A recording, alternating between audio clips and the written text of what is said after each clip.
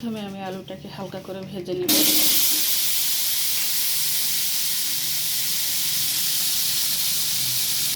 আলুটি আমার হালকা ভাজা হয়ে গেছে, এখন তুলে নিব। তুলে নিয়েই করবে একটু ডিম দিব।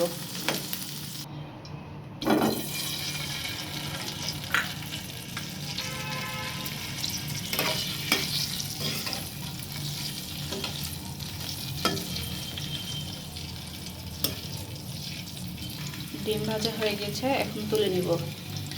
এখানে আমি কড়াইয়ে পেঁয়াজ, কাঁচামরিচ, গরম মশলা সব দিয়ে নিয়েছি। হালকা ভেজে নিব।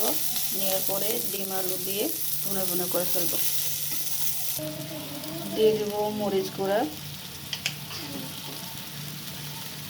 লবণ, সামান্য হলুদ গুঁড়া, আদা রসুন বাটা।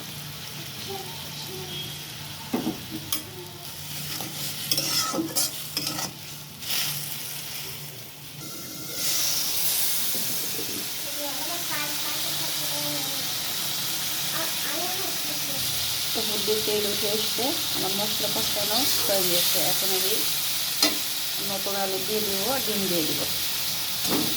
ডিম ভাজা নতুন আলু দিয়ে সুন্দর করে কষাই নেব।